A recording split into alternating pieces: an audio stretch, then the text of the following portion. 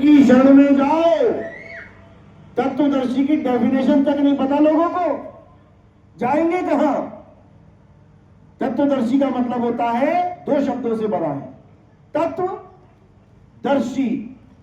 तत्व का मतलब ऐसा तत्व जिसका नाश ना हो, यानी सत्य तत्व, आत्म तत्व। और दर्शी, दर्शन कराने वाला। दर्शन दो प्रकार से होता है, एक होता है आंखों से और एक होता है अनुभव से। जैसे दर्शन तुम सब एक दूसरे का कर सकते हो काया का, लेकिन आत्मा का दर्शन नहीं कर सकते इन आंखों से। लेकिन आत्मा है पर दिखेगी नहीं, अब उसका दर्शन कैसे करें? जिस प्रकार पंखे का तुम दर्शन कर सकते हो, देख के, छू के, महसूस कर सकते हो, लेकिन करंट का दर्शन उसको अनुभव करने से ही कर सकते हो। जब उसको हाथ लगाओगे तो दिख तो नहीं रहा होगा वो, लेकिन तुम्हें पक्के दर्शन करवा देगा वो, पूरा ज्ञान करवा देगा तुम्हें कि मैं हूं क्या। उसके बाद तुम ये नहीं कहोगे जो दिखता नहीं है वो होता नहीं है, तुम कहोगे अबे जो दिखता नहीं है वो लगता बहुत ज्यादा है, और जो दिख रहा है वो लग नहीं रहा है।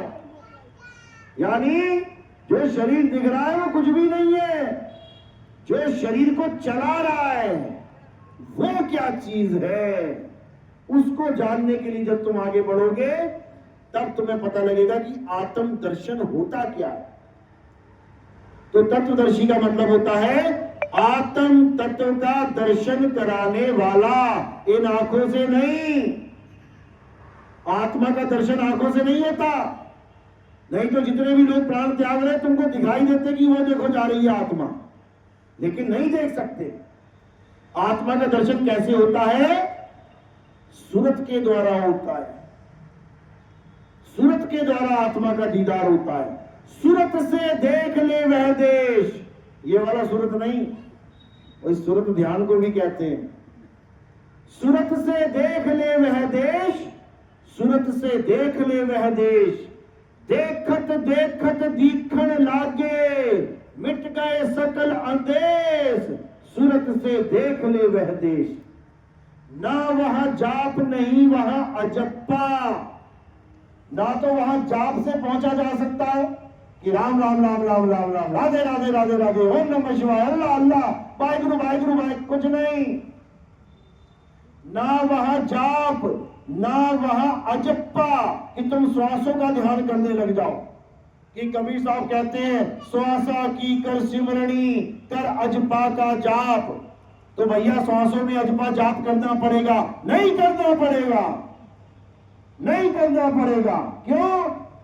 क्योंकि जिसको जपा जा सके वो अजपा रह ही नहीं जाता। अगर तुम श्वासों में कोई नाम जप रहे हो वो अजपा है ही नहीं। अजपा का मतलब होता है जिसे तुम किसी भी प्रकार जप ना सको, वो है अजपा। और वो क्या है? आत्म तत्व का ध्यान धरना, वो है अजपा। उस परम तत्व का ध्यान धरना वो है अजपा जाप। लेकिन नकली गुरुओं ने श्वासों के जाप को अजपा जाप बना डाला। कहते हम मुंह से नहीं जपते हैं, हम तो सांसों में जपते हैं। अरे जपते तो हो, अगर जपते हो तो वो अजपा हुआ ही नहीं, इतना समझ लो।